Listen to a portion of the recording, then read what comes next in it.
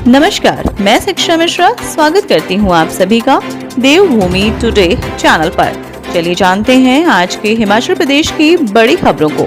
लेकिन उससे पहले अगर आपने हमारे चैनल को अभी तक सब्सक्राइब नहीं किया है तो जरूर करें, साथ ही शेयर और लाइक भी करें। तो चलिए शुरू करते हैं खबरों का सिलसिला विस्तार से।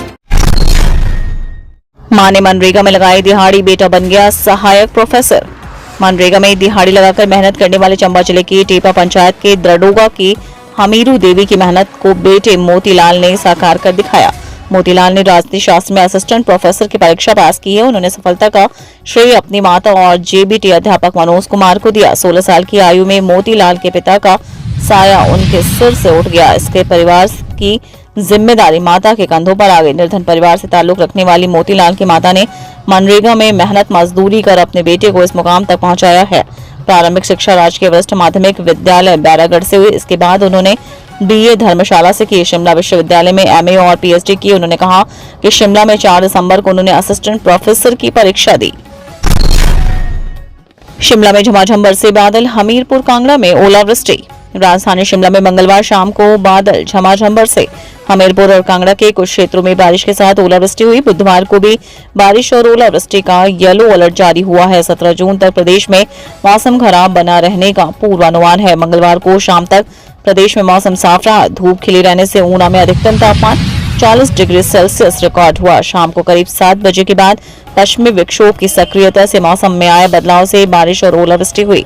राजधानी शिमला में तेज हवाएं चलने के साथ हुई बारिश से शाम के समय मौसम में ठंडक बढ़ गई। मैदानी जिलों में भी तपती गर्मी से लोगों को कुछ राहत मिली।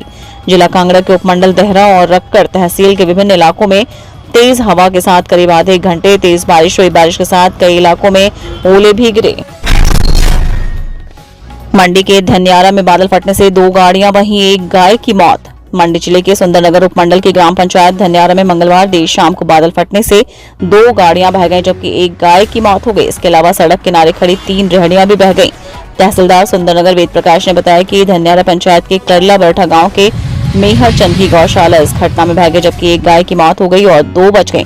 प्रशासन ने स्थानीय पटवारी से नुकसान की रिपोर्ट मांगी है। तहसीलदार ने बताया कि खतरे की कोई बात नहीं है। उधर सुंदरनगर विधायक राकेश जम्वाल ने इस हादसे की सूचना मिलते उपमंडल प्रशासन को राहत कार्य करने और पीड़ितों को हर संभव सहायता प्रदान करने के निर्देश दिए।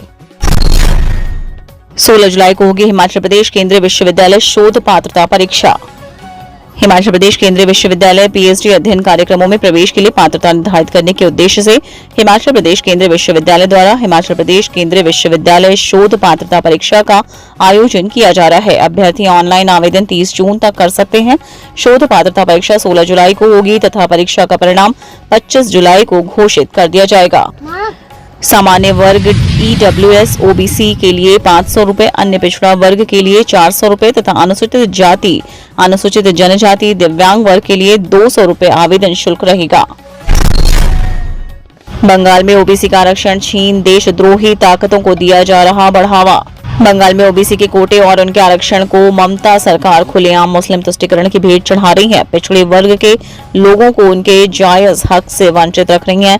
ममता सरकार ने पिछड़ा वर्ग का आरक्षण छीनकर देशद्रोही ताकतों को बढ़ावा दिया है। यह बात बिलासपुर परिधि गृह में पत्रकारों को संबोधित करते हुए भाजपा के राष्ट्रीय अध्यक्ष जगत प्रकाश नड्डा ने कही।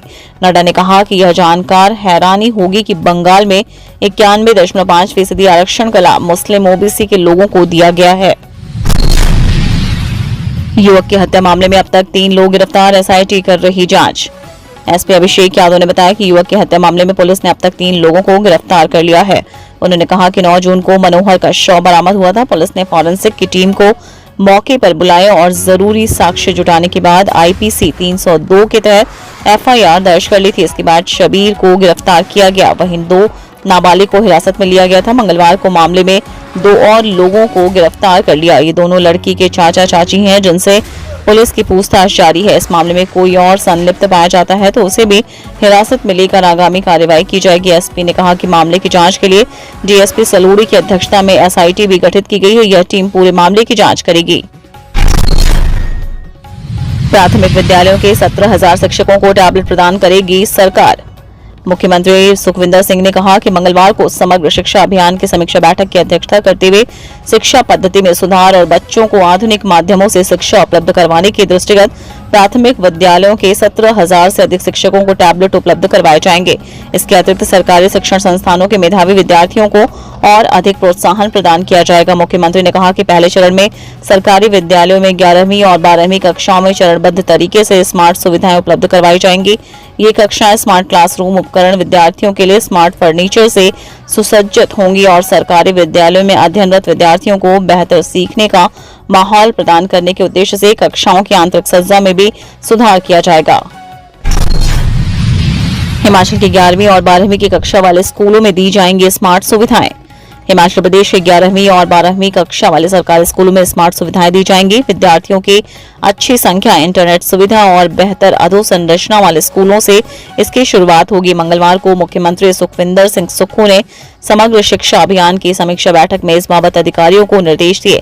दूसरे चरण में 8वीं से 10वीं कक्षा और इसके बाद 7वीं से पहली कक्षा तक यह बदलाव किए जाएंगे। मुख्यमंत्री सुखविंदर सिंह सुक्खू ने मंगलवार को ओक ओवर में समग्र शिक्षा अभियान की समीक्षा बैठक की अध्यक्षता करते हुए कहा कि राज्य सरकार सभी सरकारी संस्थानों में विद्यार्थियों को गुणवत्तापूर्ण शिक्षा प्रदान करने के लिए प्रतिबद्ध है। पहले चरण में सरकारी विद्यालयों में 11वीं और 12वीं कक्षाओं में चरणबद्ध तरीके से स्मार्ट सुविधाएं उपलब्ध करवाई जाएंगी।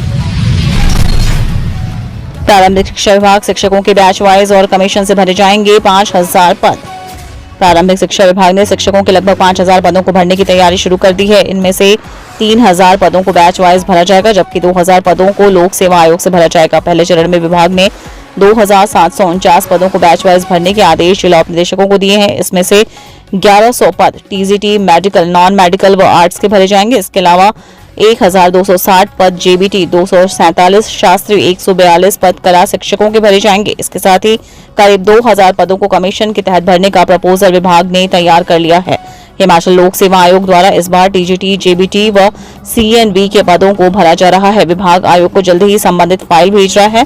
हालांकि कमीशन के तहत होने वाली भर्ती से पहले विभाग बैच वाइज भर्ती प्रक्रिया पूरी कर लेगा।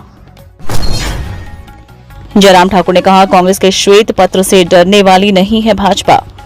पूर्व मुख्यमंत्री एवं नेता प्रतिपक्ष जयराम ठाकुर ने कहा कि कांग्रेस द्वारा प्रदेश की वित्तीय स्थिति को लाए जा रहे श्वेत पत्र से भाजपा डरने वाली नहीं है। उन्होंने कांग्रेस के नेताओं को परामर्श दिया कि वे झूठ बोलने से बाज आएं। पालमपुर में पत्रकारों के प्रश्नों का उत्तर देते हुए जयराम ने कहा कि केंद्र द्वारा हिमाचल के लिए कोई भी पैसा नहीं रोका जाएगा तथा जो ग्रांट हिमाचल के हिस्से के अनुसार जारी होती थी उसे बदस्तूर जारी रखा गया है।